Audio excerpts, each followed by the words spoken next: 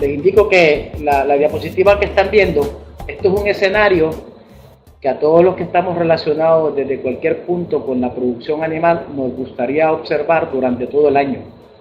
Animales con un buen índice de condición corporal y forraje fresco. Y que ese forraje esté en las cantidades suficientes y la calidad adecuada para sostener nuestra producción, ¿no? Ya sea de vacunos para carne, vacunos para leche, ovinos, etc. En esta foto usted ve un ganado Angus con su cría. Esto es en el estado de Missouri durante los meses de verano. El verano en climas templados dura aproximadamente 4 a 5 meses, pero en la misma región templada existe el invierno, y el invierno en muchos de esos estados puede durar de 4, 5, 6 meses, ¿no? Y la ausencia de pasto obviamente es notable. Entonces básicamente de aquí estriba el objetivo de la conservación de forraje. ¿Qué comen esos animales durante los meses cuando el pasto fresco no está disponible? En regiones tropicales nosotros tenemos básicamente fotoperiodos largos, no tenemos invierno, ¿no? Generalmente tenemos pasto todo el año, no siempre la calidad que nosotros deseamos. Desafortunadamente también tenemos una época seca.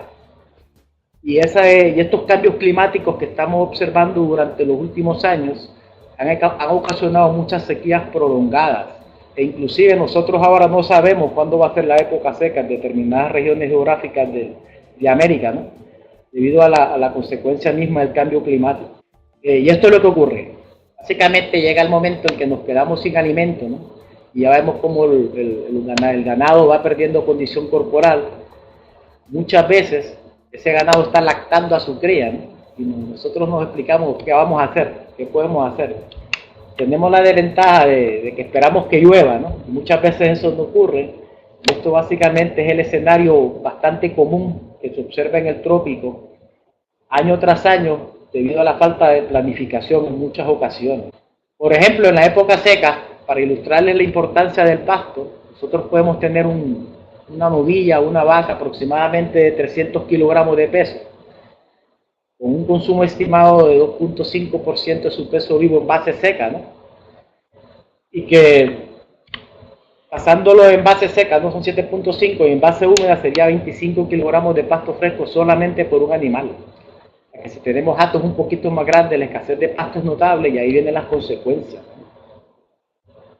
Este tipo de escenario ocasiona la muerte de los animales, ¿no? Muchas veces tenemos desafortunadamente que esperar estas consecuencias y esa muerte de animales inclusive se agrava el problema con la presencia de depredadores, ¿no?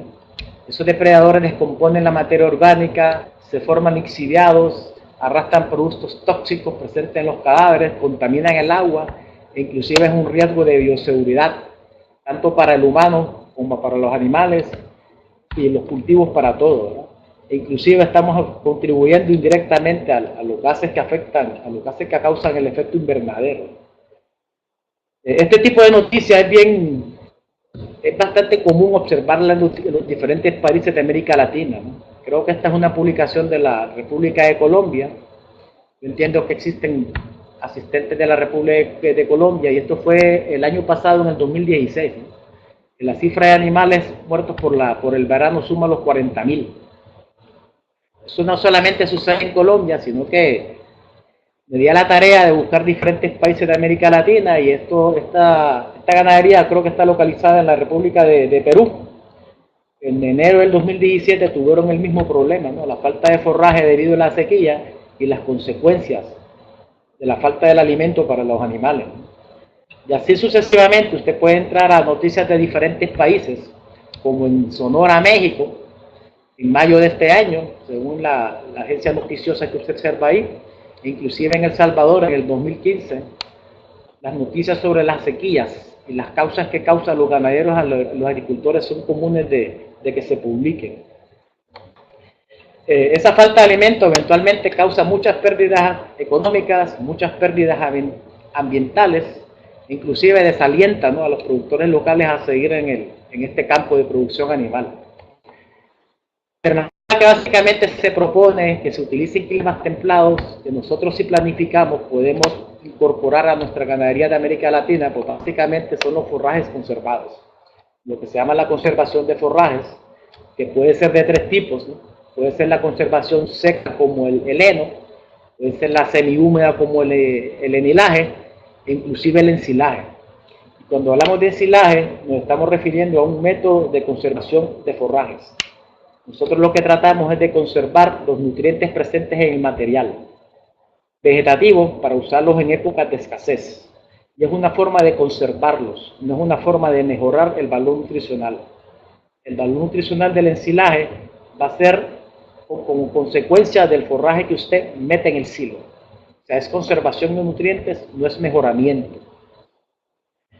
Inclusive esta conservación de forraje ya se usa en las ganaderías más modernas de producción, ¿no? Ya sea como raciones mixtas completas o raciones mixtas totales, le llaman en algunos países, ya sea en vacunos para leche, en vacunos para carne, en lotes de alimentación en confinamiento estabulados, en pequeños rumiantes, ¿no? En ovinos también estabulados para la producción de carne de cordero o carne de mutón.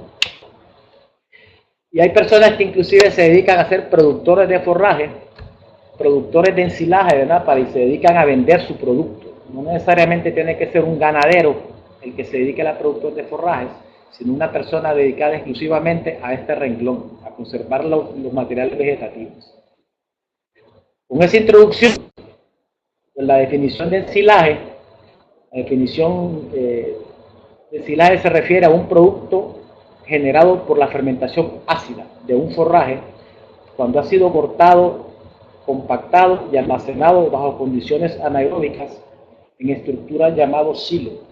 Ya colocado en color rojo, algunos términos, ¿no?, que van a ser bien importantes que se van a estar discutiendo a través del seminario, ¿no?, como la fermentación ácida. La fermentación ácida significa que conlleva una disminución en el pH del material cortado, uno tiene que picarlo a un tamaño apropiado, compactado, para crear esas condiciones anaeróbicas que son esenciales para la conservación de los nutrientes. Y la estructura que se va a utilizar, que en este caso la llamamos silos. Yo entiendo que en algunos países al ensilaje le llaman silo, pero el silo en realidad es la estructura que uno utiliza para almacenarlo. Básicamente con esa introducción, pues tenemos que definir para qué hacemos el ensilaje o qué esperamos encontrar en un ensilaje de calidad. Un ensilaje de calidad primero tiene que tener una conservación de nutrientes eficiente con relación al material vegetativo fresco. O sea, lo que nosotros buscamos es conservar los nutrientes que existen en el material vivo, conservarlos el tiempo suficiente en forma de ensilaje para utilizarlo en épocas de escasez o como parte de un programa de alimentación. Ese contenido de nutrientes del material vegetativo tenga alta concentración, ya sea de proteína, ya sea de almidones, o el tipo de forraje que usted utilice, que el animal se lo coma. El animal que no come no produce. Que tal vez el consumo del alimento es el factor individual más importante en cualquier explotación pecuaria. El animal no come, no va a producir ni leche ni va a crecer para carne. Independientemente de la genética, hay que alimentarlo, ¿no? Ese ensilaje, una vez esté fermentado y usted lo va a utilizar como alimento, tiene que ser estable al oxígeno, que durante la fase de alimentación no se deteriore. ¿Cuánto dura un ensilaje después que se saque del silo? Es un tema que vamos a estar abordando durante este seminario.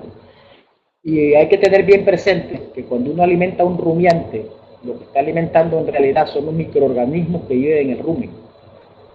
O sea, nosotros buscamos que ese ensilaje sea de alta digestibilidad de los microorganismos, para que esos microorganismos generen los productos de fermentación necesarios, como los ácidos grasos volátiles o la proteína microbiana, ¿verdad?, para poder alimentar al huésped, que en este caso sería el vacuno. Esa básicamente es la introducción. Durante el transcurso del curso se ha dividido en 8 módulos, partiendo desde el principio, desde qué forraje voy a ensilar, hasta una parte que conlleva forrajes no tradicionales, que voy a estar discutiendo durante los próximos minutos. Durante este primer módulo, que comienza, que entiendo que el próximo lunes, ¿no?, lo que vamos a estar seleccionando, o vamos a estar discutiendo, es qué criterios nosotros podemos utilizar para la selección del forraje. No todos los forrajes son iguales. Algunos pertenecen a la familia de las gramíneas, otros pertenecen a las familias de las leguminosas, difieren en su contenido de nutrientes y no todos conservan o se fermentan iguales. Vamos a estar discutiendo en ese primer módulo la estructura de la planta. Vamos a estar hablando de los componentes de la célula vegetal, la pared celular, los componentes de la pared celular y cómo están distribuidos en la pared celular primaria y la pared celular secundaria, ya sea hemicelulosa, lignina, celuloso minerales y algunas metodologías que se utilizan para cuantificar esos componentes. Vamos a discutir igualmente si estos carbohidratos que se encuentran en la pared celular se fermentan o se degradan durante el proceso de fermentación del ensilaje. Es bien conocido que los microorganismos de rumen sí degradan la fibra, pero ocurre todo lo contrario durante la fermentación del ensilaje. Vamos a estar discutiendo cómo las células vegetales, dependiendo de la especie, difieren en su contenido celular, ya sea su porciento de proteínas, su porciento de carbohidratos, aceites, almidón o pectina, y la importancia que tiene el contenido de carbohidratos solubles en agua al seleccionar el material vegetativo que usted quiere fermentar, que usted quiere conservar. Y esta palabrita y esta terminología es bien importante que nos estemos familiarizando con ella, ya que este es el sustrato que van a usar los microorganismos para fermentar el material que eventualmente va a bajar el pH cuando se produzcan los productos de fermentación. Durante ese primer módulo vamos a estar hablando individualmente de varias especies, ¿no?, que se utilizan normalmente para fermentarse como forma de ensilaje, como por ejemplo el maíz. ¿Cuándo vamos a cosechar el maíz? Las diferentes opciones que tiene para seleccionar qué tipo de maíz fermentar. Vamos a estar hablando también un poquito del sorgo, si es sorgo forrajero, si es sorgo Sudan grass, si es sorgo granífero, y los criterios que podemos utilizar para seleccionarlo y cuándo ensilarlo. Vamos a estar hablando de las gramíneas perennes, ¿no? Las gramíneas perennes, ya sea las típicas hierbas que crecen en sus países, ¿no?, que son bien parecidas eventualmente en América Latina, pueden diferir en su área geográfica, si es el trópico alto, si es el trópico medio, si es el trópico alto. El proceso de fermentación es el mismo, lo que difiere es la materia prima, y eso es lo que vamos a estar discutiendo, cómo seleccionarlo. Vamos a hablar de la fermentación de las leguminosas, si en realidad conviene o no conviene fermentar las leguminosas en forma de ensilaje y las ventajas o desventajas que pueden presentar. Vamos a hablar de algunos penicetos, sea la king grass, la hierba elefante, la maralfalfa, ¿verdad?, si son especies recomendadas para conservarlas o no. Y eventualmente para poder seleccionar esos forrajes que vamos a fermentar como ensilaje, tenemos que evaluarlos. Y vamos a estar discutiendo diferentes metodologías que existen para determinar la cantidad de nutrientes presentes en la planta. Esa evaluación comienza en el campo, ¿no?, de una forma visual. Después hay unos métodos convencionales, como el método de Wendy, el análisis proximal. Eventualmente hay metodologías más modernas, como la espectrometría de infrarrojo cercano. Vamos a estar hablando un poquito porque es importante conocer la degradabilidad de la materia seca, y me refiero a la degradabilidad en el rumen, y si se puede determinar in vitro o in situ, en términos generales, ¿qué tiene la planta? ¿Qué tiene la planta y si es apropiada para el proceso de fermentación?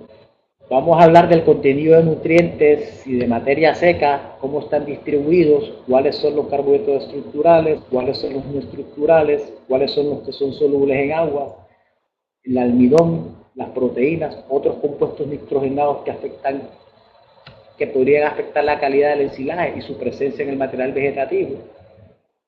En este primer módulo vamos a estar discutiendo mucha terminología relacionada a la producción de forrajes o de alimentos.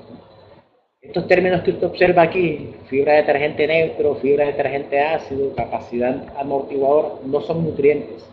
Son terminologías que se han desarrollado para categorizar la calidad de un forraje. Vamos a discutir qué es cada uno de ellos y cómo podría afectar el proceso de fermentación. Vamos a hablar de algunos términos que se utilizan para estimar el valor energético de los forrajes, como qué son nutrientes digeribles totales, o el NDT. Inclusive en su momento vamos a hablar, aparte del NDT, el sistema de partición de energía, cuánta energía neta me puede aportar un forraje para lactación, para mantenimiento, y más que todo familiarizarnos con ese sistema de energía neta, desde lo que es energía bruta, todas las pérdidas que pueden ocurrir, hasta la energía que puede quedar disponible a nivel celular. En este primer módulo vamos a discutir un poquito cómo el crecimiento, el estado de la madurez de la planta afecta a los diferentes componentes que la planta tiene y cómo esa distribución de nutrientes a través del tiempo podría afectarle la fermentación. Es bien importante también cuando hablamos de ensilaje, producción animal, consumo voluntario, familiarizarnos con estos conceptos, base seca y base húmeda. La planta crece en medios acuosos, con humedades de 70, 80, 75% y tiene un componente seco que se distribuye en los nutrientes. Muchas veces cuando nosotros hacemos raciones para animales, pues, utilizamos los libros de la NRC que están en base seca.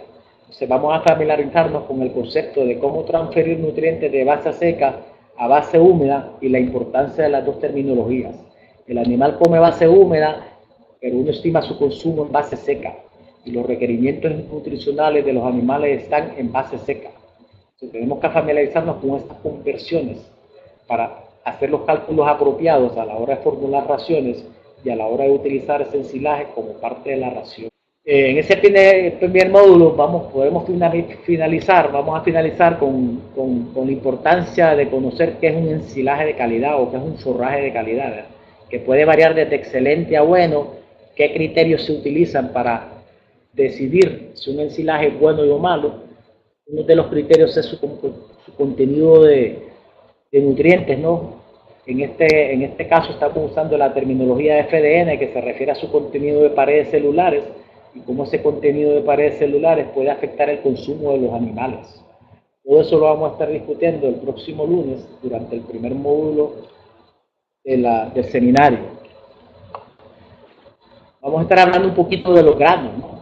Las diferentes partes que tienen los granos, qué componentes están en todas esas partes, ¿no?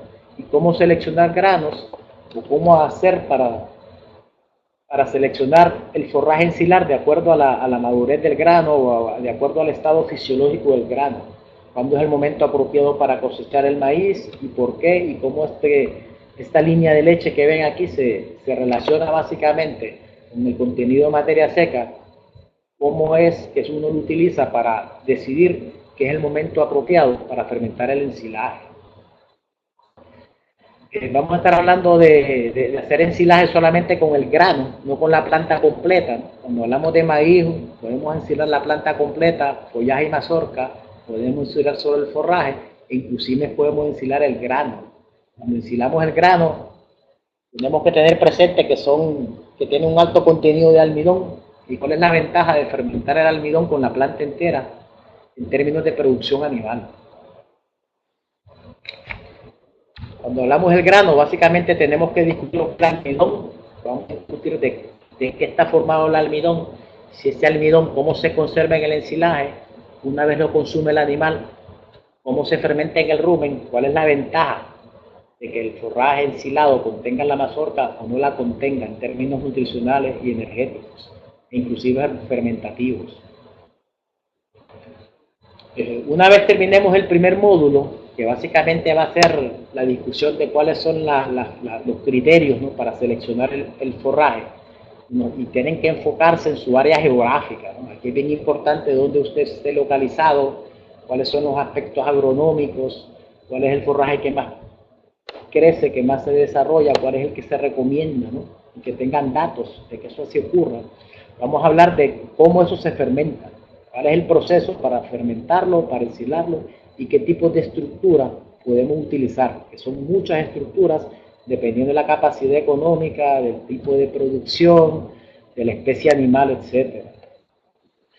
Vamos a estar discutiendo uno por uno durante este segundo módulo los 6 pasos para el proceso de ensilaje, de las prácticas agronómicas que se pueden recomendar para sembrar el cultivo, qué criterios vamos a utilizar para cosechar ese forraje, en qué tamaño partícula lo vamos a trozar, ¿no? Para fermentar, fermente adecuadamente, la importancia de la llenada del silo inmediatamente de que este forraje se corte para detener la respiración, la importancia de crear las condiciones anaeróbicas, una fermentación anaeróbica y el almacenamiento. ¿Cuánto tiempo dura el pasto fermentado en un silo? Puede ser 2 años, puede ser 1 año, puede ser 6 meses, y eso usted lo planifica de acuerdo a sus necesidades, todo con planificación previa. Vamos a estar discutiendo uno por uno las diferentes opciones que usted puede tener para ensilar, ya sea los tipos silo, ¿verdad? La importancia de con qué cubrirlo, la importancia de que se mantengan las condiciones anaeróbicas, la capacidad de los silos, ¿no? Dependiendo de sus dimensiones de largo, por ancho, por alto, ¿no? Estas son operaciones un poquito más grandes. ¿Cuántos silos necesita según su tipo de operación? La importancia en algunos casos, si ese silo tiene que estar bajo techo o no necesariamente tiene que estar bajo techo. ¿Dónde vamos a colocar el silo? Si es un área que no sea inundable, que sea un área cerca del lugar donde lo va a utilizar. Todas esas características o recomendaciones se van a estar discutiendo. Vamos a hablar de los silos básicamente que le llaman de torta en muchos países, ¿no? Vamos a hablar también de este silo que se ha popularizado mucho, ¿no? Que es la bolsa plástica, ¿no? Las ventajas que tiene este silo, las posibles desventajas, las capacidades. Vamos a hablar de silos un poquito más artesanales para productores pequeños, ¿no? La importancia de hacerlo secuencial, progresivo, para que exista forraje durante todo el año o durante la época que usted lo estime apropiado. Vamos a hablar de silitos más pequeños, ¿no? De capacidades 100, tal vez de 100 libras o 50 kilos, ¿no? Cómo almacenarlos. Podemos hablar un poquito de los silos típicos que ocurren en climas templados, ¿no? Los silos tipo torre, ¿no? Los silos tipo torre que son básicamente al vacío. Vamos a hablar un poquito también de la paca cilíndrica, ¿no? Una vez usted lo vea cubierta con plástico, indica que el pasto se está fermentando, ¿no? Hay unos pastos que se recomiendan para hacerlo utilizando estos procedimientos. Hay otros pastos que no son muy recomendados para usarlos utilizando este procedimiento. Inclusive cómo podría diferir el estado de la cantidad de materia seca o la cantidad de agua si usted decide utilizar este tipo de silo. Vamos a hablar de los silos, no necesariamente tienen que ser cilíndricos, ¿no? Cuando hablamos de pacas pueden ser rectangulares, eso dependiendo de la maquinaria que usted utilice o la que esté disponible en sus países. Vamos a hablar un poquito del manejo, ¿eh? Tal vez aquí esta persona está perdiendo mucho dinero por la forma en que tiene almacenado el silo. Eso no es la forma apropiada ni correcta, ¿no? Tiene que colocarlo de una manera adecuada para que tenga durabilidad. Es que una vez este silo le entre un poquito de oxígeno, ese silo se le va a deteriorar, se le va a dañar. O sea, la importancia de mantener las condiciones anaeróbicas y la importancia de cómo almacenarlo, en este caso las pacas.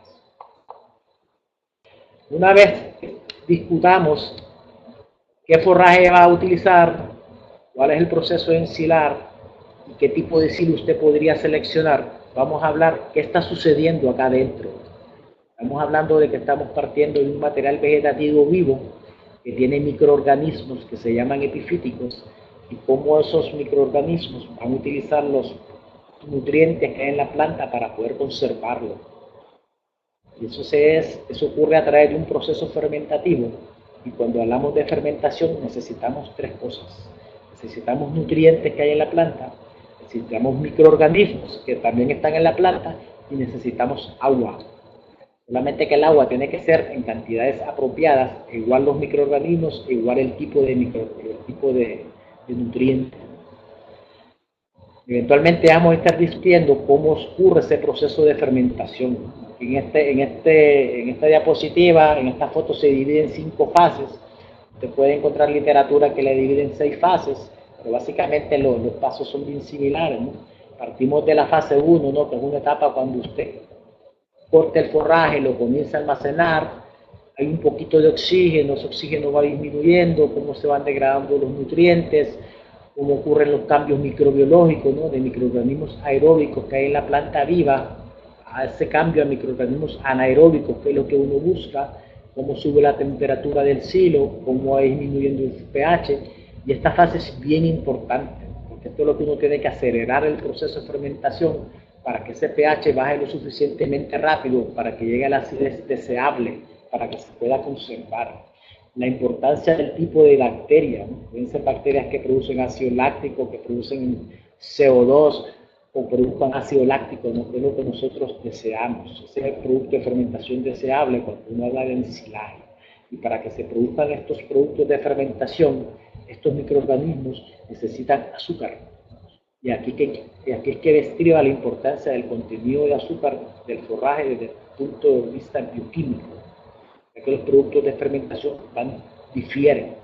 Y estos productos de fermentación que se generan van a ser consecuencia del tipo de microorganismo y del tipo de sustrato, una vez tengan las condiciones apropiadas. Eventualmente vamos a estar discutiendo en cuánto tiempo usted puede tener en un silo un proceso de fermentación estable y con capacidad de almacenarlo por 6, un año, dependiendo del tiempo que usted desea, ¿verdad? Y eventualmente vamos a ver qué ocurre cuando lo abrimos, que es volverle a introducir oxígeno a la masa ya fermentada. Este slide lo vamos a estar discutiendo paso por paso durante ese tercer módulo. Esa bioquímica, esa microbiología, como les indiqué, la vamos a discutir desde el material vegetativo fresco, cómo va cambiando cuando uno lo va trozando y lo va ensilando, hasta cómo va cambiando cuando uno ya está el producto fermentado. ¿Cuál es la dinámica, ¿no?, de estos cambios en microbiología y bioquímica, microorganismos y nutrientes que se generan? Y básicamente, desde el punto de vista bioquímico, es el éxito de la fermentación, controlar estos tipos de microorganismos y cuáles nutrientes se van a fermentar. Vamos a estar hablando de los diferentes tipos de microorganismos que existen en las plantas, ¿no? Ya sea lo que se llama microorganismos epifíticos, cuando el material vegetativo está vivo, está verde, ¿no? Pueden ser coliformes, hongos, pueden ser bacterias productoras de óxido láctico, otros microorganismos. ¿Cuáles de estos microorganismos son los deseables? Los que nosotros queremos que dominen la fermentación, y eventualmente cuáles de estos sustratos van a ser fermentados por estos microorganismos. Porque lo que nosotros eventualmente queremos conservar esto y que solamente se utilicen los necesarios para poder conservar el forraje. Y esa conservación puede ser indicada por su pH, entre otros puntos, y los productos de fermentación. Los productos de fermentación que se generan son ácidos orgánicos. Vamos a hablar de los diferentes ácidos orgánicos que pueden generarse, como el acético, propiónico, láctico, butírico, inclusive alcoholes, ¿no? Si tiene forrajes con mucho contenido de azúcar. Si en realidad la proteína que usted fermentó se conservó o se convirtió en amonia. Muchas veces el forraje tiene un porcentaje de proteína inicial y el porcentaje de proteína final es el mismo, porque en los laboratorios uno lo que determina es el porcentaje de nitrógeno a través del método Keldan, que se convierte a proteína. La desventaja es que esa proteína final que nos indica el laboratorio puede ser mucho en forma de amonia, no necesariamente proteína. Nosotros cuando hacemos ensilaje queremos conservar el valor proteíno, o sea que la amonia podría ser un producto indeseable, y vamos a hablar de cómo controlar todo ese proceso y entenderlo. Una vez conozcamos qué pasa en el silo, una vez sepamos qué se tiene que producir, cómo controlar la fermentación, qué nosotros esperamos para determinar que un ensilaje sea bueno, vamos a hablar un poquito de cómo lo utilizamos, cómo podemos utilizarlo como parte integral de la dieta. Cuando hablamos de esa parte integral de la dieta, tenemos que saber los factores que afectan el consumo del ensilaje. El consumo del animal, el consumo voluntario, es un término bien amplio, que puede ser afectado por varios factores como el entorno, la alimentación, el alimento, el animal per se, inclusive muchas teorías, ¿verdad?, que indican por qué el animal come. Vamos a estar discutiendo todos esos factores, porque el animal ahora va a comer un producto fermentado, no va a comer un producto fresco. Y esto puede ser una ventaja o una desventaja en términos de aceptabilidad y de palatabilidad. ¿Cuánto un animal es capaz de comer? Muchas veces nosotros subestimamos el alimento que le damos a los animales. Y aquí podemos aplicar el concepto de base seca y base húmeda. Que todo está relacionado desde que la planta la va a cosechar hasta cuando el animal lo va a consumir. O sea, vamos a estar haciendo ejemplos de cuánto ensilaje usted necesita de acuerdo a su número de cabeza de ganado y cómo lo quiere utilizar. En ese cuarto módulo vamos a hablar también si usted tiene una lechería, si ese ensilaje usted lo quiere utilizar como ración basal y suplementarla con alimento concentrado grano, o quiere utilizarlo como suplemento de una dieta en base a granos. O sea que son dos formas de utilizarlo. Vamos a hablar de cómo integrar el ensilaje en raciones mixtas totales, ¿no? Que es cuando se usan las mezcladoras y en esta ración se proveen todos los nutrientes necesarios que el animal necesita para producir determinada producción de leche. Cómo el ensilaje puede ser parte de esa ración, ya sea para vacunos para leche, o sea para animales en confinamiento, ¿no? Vacunos para carne. Inclusive, como mencioné, podemos hablar un poquito de pequeños rumiantes si es del interés de alguno de los asistentes. Una de las desventajas que podría tener el ensilaje es durante la fase de la alimentación. Y básicamente vamos a estar discutiendo lo que es la estabilidad aeróbica. Después de fermentado, mientras se está fermentando, el ensilaje está sin oxígeno. Una vez lo alimenta, lo que sucede con el ensilaje es que está penetrando el oxígeno. Entonces, ese oxígeno causa muchos cambios.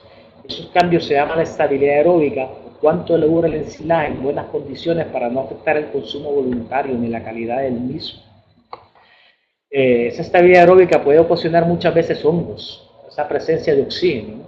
Tal vez vamos a estar mencionando, si es de su interés, cuáles son los tipos de hongos, tal vez cómo reconocerlos, ¿verdad? Aquí en este caso son blancos, pueden ser de colores un poquito más llamativos, ¿verdad? Y si en realidad debo alimentar al animal con eso o no, y si el animal se lo va a comer también. O sea que la estabilidad aeróbica del ensilaje es bien importante de conocer qué es el deterioro. El deterioro una vez se expone a condiciones aeróbicas. También los granos se deterioran, ¿no? Y el mayor enemigo del ensilaje una vez expuesto durante la fase de alimentación es el oxígeno. Ese oxígeno, como les indiqué, ¿verdad? Puede definir la durabilidad de un ensilaje en un comedero y vamos a estar discutiendo qué criterios puede utilizar en la finca para saber si el ensilaje está deteriorando o no. Uno de los signos del deterioro de un ensilaje es la temperatura. Un ensilaje puede aumentar de temperatura hasta 20 grados en 12, 36 horas y eventualmente el animal no se lo va a comer. Ese oxígeno, ¿verdad?, causa cambios en la bioquímica y la microbiología, ¿no? Todo lo que se fermentó puede ocurrir fermentaciones secundarias por otro tipo de microorganismos al exponer el ensilaje a oxígeno, ¿no? Entonces vamos a estar discutiendo todos esos factores durante el quinto módulo, la estabilidad aeróbica del ensilaje. Durante el sexto módulo hay una sección que es sobre aditivos. Probablemente en sus países existan muchos tipos de inóculos bacterianos. Esos inóculos bacterianos tienen muchos tipos de bacterias. Algunas son de tipo homofermentativa, otros son de tipo heterofermentativa. Hay inóculos bacterianos específicos para cada cultivo. Hay inóculos bacterianos que usted los puede incluir en el forraje para mejorar la fermentación. Hay otros inóculos que los puede incluir para mejorar el deterioro aeróbico, ¿verdad? Y también tenemos que estar presentes que en este tipo de aditivo, el inóculo no le garantiza que el ensilaje sea de calidad. El inóculo lo que hace es mejorarle lo bueno. Si usted hace un ensilaje bueno, lo puede mejorar utilizando inóculos. Es bien común también en muchos países la utilización de melaza, ¿no? Y esa melaza a veces es necesaria en forrajes que tienen bajos niveles de azúcar. Vamos a estar discutiendo cuánta melaza hay que añadir al silo.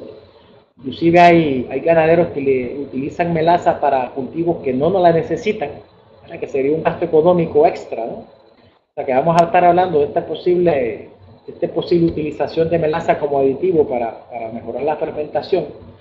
Hay otras personas que le añaden urea, hay otras personas que le añaden otro tipo de aditivos, ¿no? Vamos a estar discutiendo los más comunes y cómo se clasifican. Unos mejoran la fermentación, como les indiqué, otros mejoran el deterioro aeróbico, etc. Vamos a estar hablando de la evaluación del ensilaje de calidad. Tenemos que recordar que estamos partiendo de un material vegetativo fresco, verde, a un material conservado. Esto puede ser una fermentación exitosa o puede ser una fermentación indeseable. Vamos a estar discutiendo cuáles son las características organolépticas que usted puede utilizar a nivel finca, ¿verdad? Para más o menos determinar si usted hizo bien la práctica o si el celaje se conservó de una manera bien, de una buena manera. El pH, el contenido de nutrientes, tenemos que estar presentes que estamos conservando nutrientes o preservándolos, no los estamos mejorando ni aumentando, lo que queremos es preservarlos. Cuáles son los productos de fermentación deseables, ¿no? Los que uno quisiera y la cantidad de los mismos, y eventualmente si ese ensilaje que se está produciendo es aeróbico, es estable aeróbicamente o no, o cuánto puede durar un comedero. Vamos a estar discutiendo algunos criterios que se utilizan, ¿verdad? O algunas prácticas que son normales cuando los ensilajes no fermentan de la forma adecuada. A veces los ensilajes se calientan mucho, a veces ese granito amarillo se le convierte en un color marrón, ¿verdad? Eso tiene su explicación. Algunos ensilajes huelen a tabaco, otros huelen a vinagre, otros huelen a alcohol, otros huelen rancio, ¿no? Esas son fermentaciones no deseables, ¿no? Producto de una fermentación indeseable. Vamos a estar hablando de cómo evitar o cómo mejorar la estabilidad aeróbica. Si usted ve que ensila un forraje y ve la presencia de efluentes, lo más probable es que ensiló el material vegetativo demasiado húmedo y en ese efluente pues se le van a lixiviar todos los nutrientes que usted quiso conservar. Y vamos a hablar de algunas posibilidades que hay por qué el animal no se lo come. Acuérdense, cuando hablamos de animales tienen que comer. Y para finalizar, durante el octavo módulo vamos a hablar de ensilajes no tradicionales, ¿no? Existen muchos residuos orgánicos. Aquí en esta ilustración ve residuos de una planta procesadora de cítricos, ¿no? Estos productos son bien perecederos, ¿no? A veces hay países que se secan y pueden hacer harina de cítricos, harina de pulpa, pero no todo el mundo tiene las condiciones para secarlo, ¿no? Y esto es una materia prima para preservarlo, para conservarlo, y que eventualmente puede ser incluido en dietas para animales, ¿no? O sea que esto es un recurso que muchas veces tenemos y que no lo utilizamos. Igualmente con las cítricas, existen residuos como la planta de piña, ¿no? Una vez que se produzcan los jugos de piña, pues muchas veces descartan todo esto, ¿no? Y es bien recomendable inclusive para productores pequeños, ¿no? Así que ocurre con otras frutas como el mango, que muchas veces se pierden, y aquí hay nutrientes, y los animales necesitan nutrientes, ¿no? Son materiales vegetativos en forma de fruta, ¿no? pero se pueden preservar. Para finalizar durante ese octavo módulo, pues vamos a hablar de la preservación de residuos orgánicos, por ejemplo los de pescado, de origen animal. Hay muchos países que producen harina de pescado porque tienen la infraestructura, ¿no? Por eso conlleva un proceso un poquito más mecanizado, un poquito más caro, ¿no? Y aquí también hay proteína. Aquí hay mucha proteína y esa proteína se puede preservar como ensilaje y hacer un alimento semilíquido o alto en proteína. Vamos a estar discutiendo cómo fermentar el pescado para eventualmente poderlo utilizar en dietas para animales como suplemento proteico, inclusive energético, dependiendo de lo que uno le añada, ¿no? Para poder fermentarlo. Y al finalizar, pues, para finalizar, pues vamos a repasar los 8 módulos de cómo el curso está diseñado, ¿no? La próxima semana vamos a comenzar hablando de qué forraje puedo ensilar en mi finca. Acuérdense que aquí hay mucho efecto geográfico, ¿no? Dónde está usted localizado, el tipo de forraje que crezca, ¿no? Pero es bien importante saber qué va a utilizar para ensilar, porque no todos los forrajes se pueden recomendar para esta práctica. Hay unos mejores que otros, hay unos que varían, ¿no? El mismo forraje tiene su momento apropiado para ensilarlo. ¿Cuál es el proceso? Esas prácticas de manejo esenciales, ¿no? Cuándo lo cosecho, cómo lo trozo, cómo lo ensilo, cómo lo compacto, ¿no? Qué tipo de silo voy a utilizar de acuerdo a mis capacidades. Si soy un productor de forraje, puedo ensilarlo y después venderlo, ¿no? En el tercer módulo vamos a estar hablando qué está ocurriendo entre esos silos, ¿no? Entonces, este proceso de fermentación requiere un tiempo, ¿no? Un tiempo puede ser de 14 a 21 días, ¿no? De acuerdo del proceso de fermentación que tal acelerado se está realizando, ¿no? Así como puede ser un proceso bueno, puede ser un proceso malo. Una vez fermentado, ¿no? Vamos a ver las alternativas que usted tiene para utilizar ese ensilaje como parte integral de la dieta. Existen muchas opciones, ¿no? ¿Cuánto le dura ese ensilaje una vez le pone el oxígeno? Puede durarle un día, puede durarle 2, puede durarle 3, ¿no? Eso se refiere a la estabilidad aeróbica. ¿Qué tipo de aditivo podría utilizar y si en realidad lo necesito? Si en realidad lo necesito, ya sea para mejorar el proceso fermentativo, ya sea para mejorar la estabilidad aeróbica, ya sea para mejorar el porcentaje de materia seca que voy a conservar, ¿verdad? Existen muchas razones para utilizarlos. ¿Cómo yo sé si el ensilaje que estoy produciendo es de calidad desde el punto de vista bioquímico, nutricional, ¿no? ¿Cuáles son los nutrientes que lo quiere preservar para alimentar los animales? Y para finalizar, durante ese octavo módulo, como les mencioné, vamos a estar hablando de algunos ejemplos de ensilajes no tradicionales o de residuos orgánicos o de subproductos, que le llaman en algunos países, ¿no?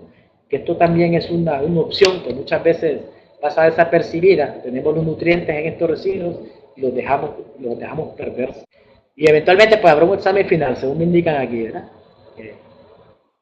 Que se realizará inmediatamente después del octavo módulo. Básicamente ese va a ser el programa que vamos a estar realizando, comenzando el próximo lunes. Estoy abierto a cualquier duda, a cualquier recomendación. Si usted entiende que tiene algún tema que yo no abordé en este programa y quiere que lo discutamos, pues yo lo podría integrar, ¿verdad? Pero entiendo que con este tipo de diseño que se realizó, pues vamos a aprender desde el forraje que vamos a ensilar, hasta cómo evaluarlo, inclusive materiales no tradicionales. Muchas gracias por su atención. No sé si estoy abierto a cualquier duda, cualquier pregunta, cualquier recomendación. Noche, tengo la primera pregunta de Guido Alcíbar, que pregunta si tengo alguna experiencia con residuos de maracuyá. Maracuyá en Puerto Rico es lo que nosotros llamamos pacha. No tengo experiencia personal, pero sí he visto mucha documentación de personas que han fermentado maracuyá, creo que en la República de Ecuador. Una persona en la Universidad de Quevedo que estaba haciendo muchas pruebas con maracuyá. Y si hay información sobre la fermentación de los residuos de maracuyá. Acuérdense que son productos de frutas que tienen azúcares residuales y después que tenga azúcar usted lo puede fermentar. No estoy familiarizado con lo que es tepache. No sé si Fernando Future me puede ayudar con la definición de tepache. Me imagino que será una bebida, ¿no?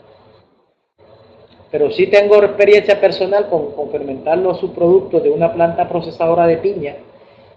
Lo fermentamos durante varios largos de fermentación, inclusive lo ofrecimos en dietas para ovinos como suplemento y funcionó muy bien.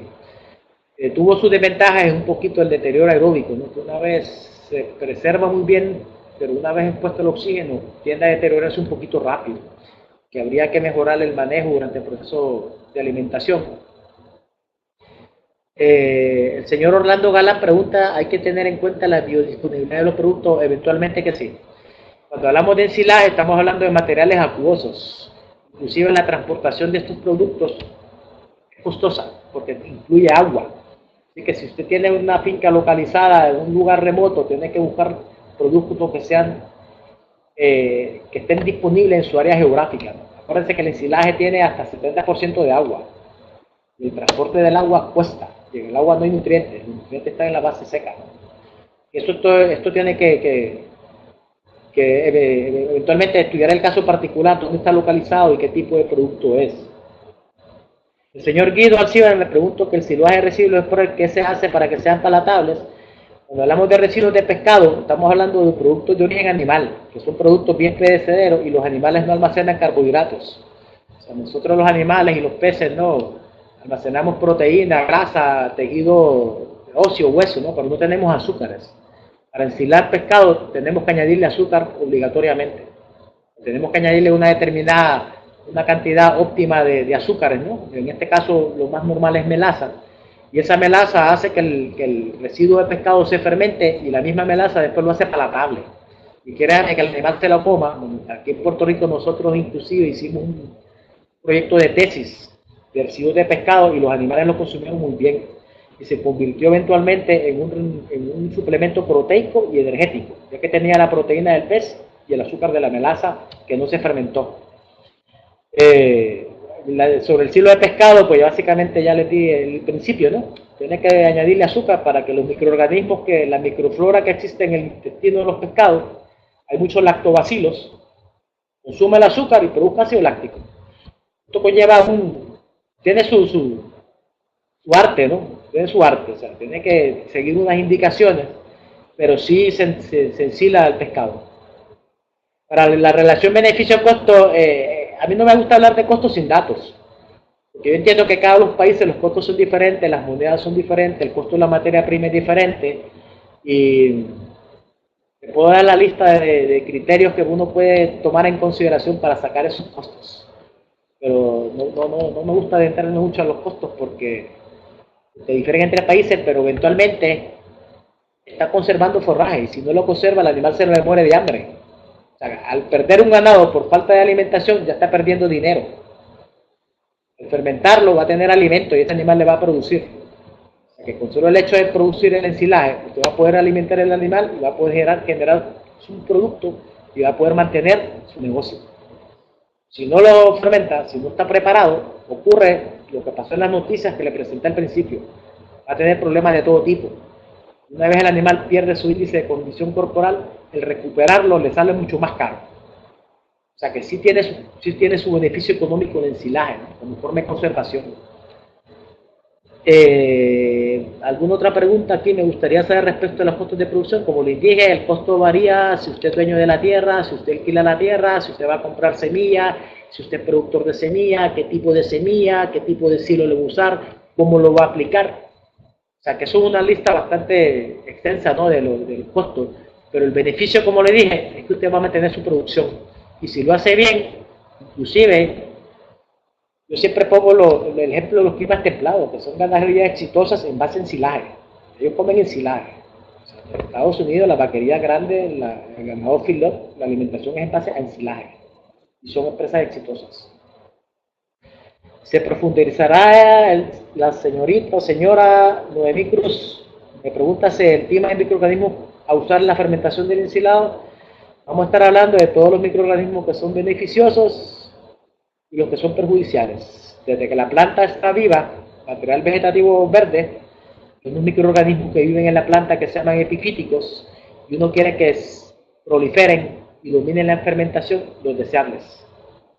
Vamos a estar hablando de todo ese tipo de microorganismos, inclusive dentro de los deseables hay variaciones, hay unos que son homofermentativos, hay otros que son heterofermentativos, hay unos que son indeseables como los hongos, las levaduras. Vamos a estar mencionando durante el proceso bioquímico y microbiológico todo este tipo de información que me está solicitando. El ensilado de charla se puede dar a la especie menor, eventualmente que sí. Es forraje, es un forraje conservado. Puede usarlo en ovejas, puede usarlo en cabras, y los animales son animales, por lo general son de costumbre, ¿no? Que tal vez al principio no lo consumen, pero si usted los adapta, tiene los nutrientes, lo va a consumir. Yo personalmente he visitado cabrerías de cabro, leche, carne, ovejos que basan su alimentación en el ensilaje. Utilización de Saccharomyces cerevisiae se puede utilizar, pero esta es una levadura más que se usa a nivel de rumen para fermentar la fibra, para fermentar los carbohidratos estructurales, y durante el ensilaje no se fermentan o no se degradan los carbohidratos estructurales.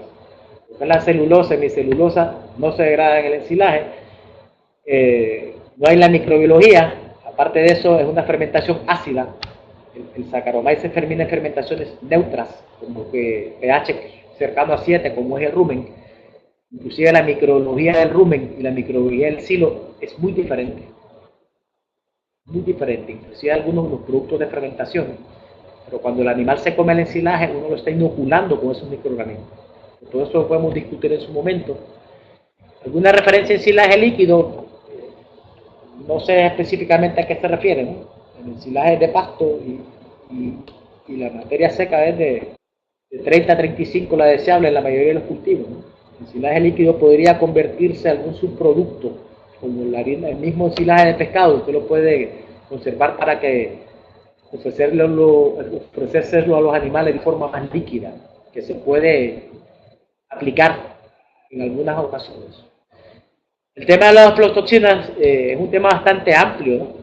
Durante la estabilidad aeróbica yo les mostré una foto de un hongo que había ahí, blanco, color blanco, ¿no? Les puedo dar un listado de los hongos que regularmente aparecen en los ensilajes mal preservados, tal vez como identificarlos por su color, por su forma, ¿no?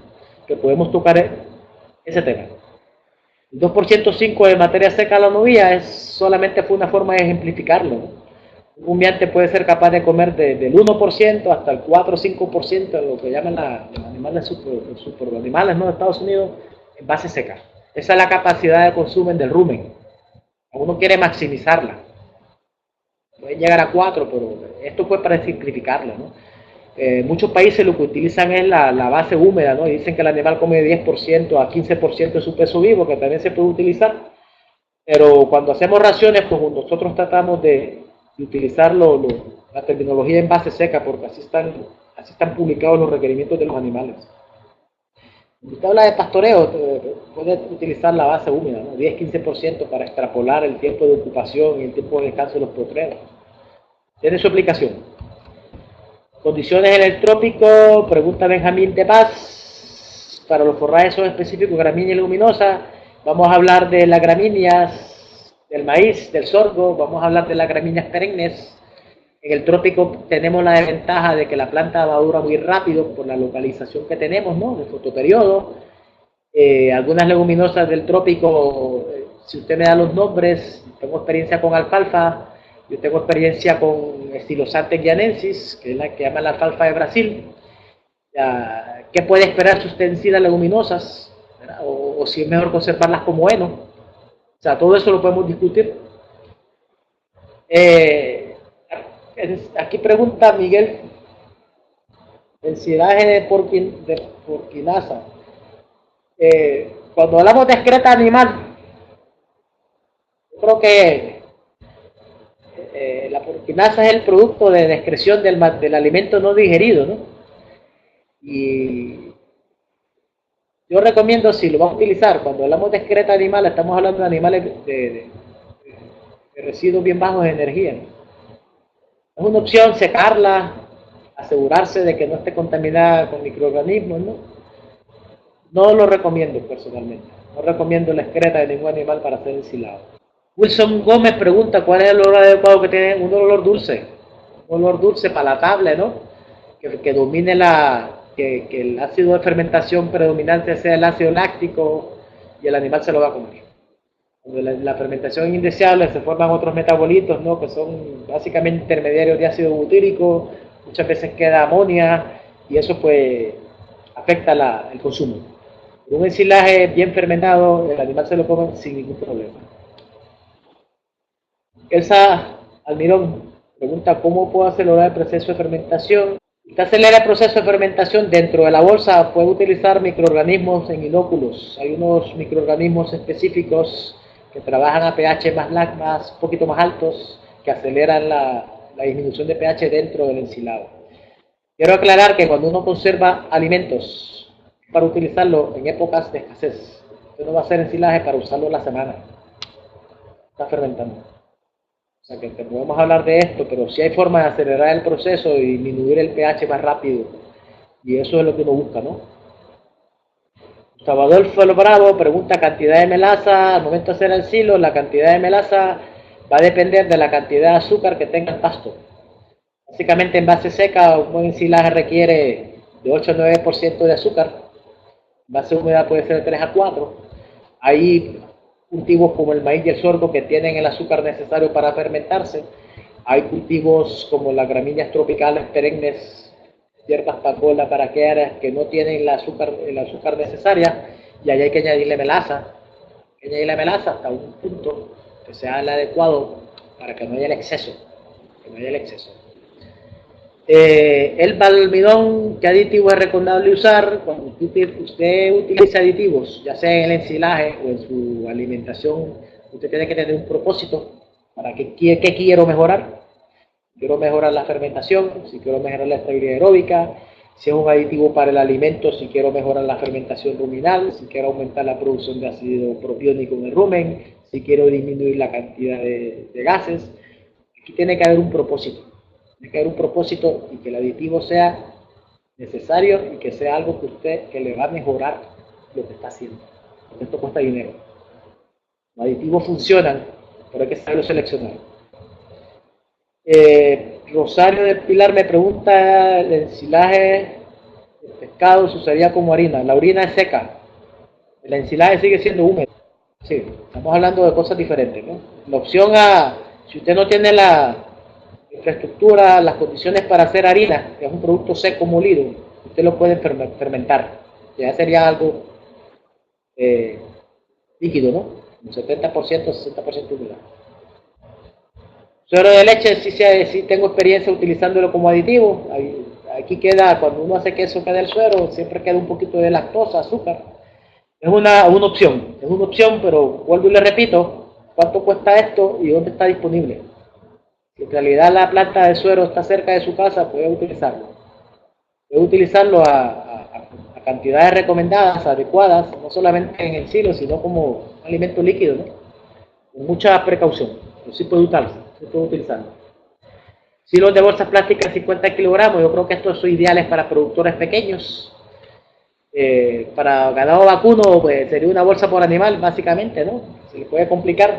Pero si usted tiene especies menores, si lo tiene como reserva, es una buena alternativa, ¿no? Si tiene su capacidad no es tan grande y quiere conseguir una cantidad de forraje que le sea necesario.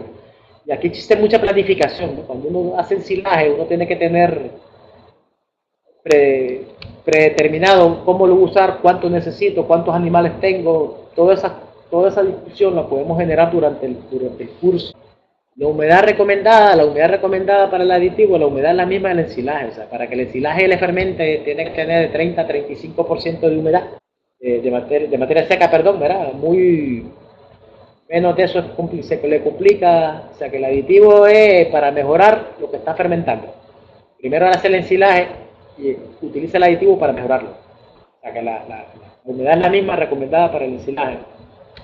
Puede hablar de ensilaje de soja. Se puede hablar de ensilaje de soja, ¿no? Acuérdense que la soja es una leguminosa. Y yo soy amigo de nidificar las leguminosas. Casi, el heno es una forma de conservar de forraje también. Y el ensilaje de soja habría que evaluar el tipo de soja, si tiene los carbohidratos necesarios. Si usted no tiene el carbohidrato en el silo, el microorganismo le va a comer la proteína. Ahí viene la proteólisis, degradación de proteína y se puede hacer, pero hay que evaluarlo. Si tengo experiencia en soja. ¿De cuánto tiempo de conservación de fermentación? Esto dependiendo, puede ser a los 21 días, puede ser al mes, a los 2 meses, esto depende del manejo que usted le dé en su silo, ¿no? Hemos hecho estudios aquí que damos ensilaje a los 60 días, a los 90 días, inclusive a los 120 días, después que esté en condiciones anaeróbicas y no le entre oxígeno. La urea es un tipo de, pregunta Iván González, la urea es un ejemplo de nitrógeno no proteico. Tiene 2 grupos aminos, un carbono y un oxígeno, ¿no? Y la gente se lo añade muchas veces para incluirle el nitrógeno al ensilaje, que eventualmente va a alimentar el microorganismo en la vaca. ¿Podemos hablar de urea en el ensilaje? A mí personalmente no me gusta usarlo, el ensilaje, porque actúa inclusive como un agente amortiguador, pero sí se puede utilizar. Podemos hablar del nivel alto. Vuelvo y le repito, esto depende de qué va a ensilar. Si va a ensilar alfalfa, no creo que recomiende echarle más nitrógeno. Eso depende de forraje. Octavio pregunta, ¿con qué se puede ligar el pasto ensilado? Eso depende de cómo usted lo quiere utilizar, qué tipo de animal está usted criando, ¿no? Puede ser corderos para crecimiento, pues depende del ensilaje que usted utiliza, puede ser una fuente de fibra, una fuente de energía, una fuente de proteína, y tendría que balancear la ración. Cuánto usar, con qué lo va a suplementar y el propósito de sus ovinos, si quieren que crezcan determinada cantidad de gramos al día, eso ya es la aplicación. Otra pregunta, ¿qué tan más costosas son las bolsas, los silos en bolsa versus el búnker?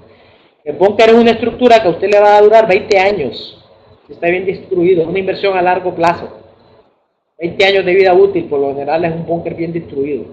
La bolsa le dura una sola vez, la abre, tal vez la puede reusar, pero bien se complica. O sea que eso depende de su propósito de ensilar.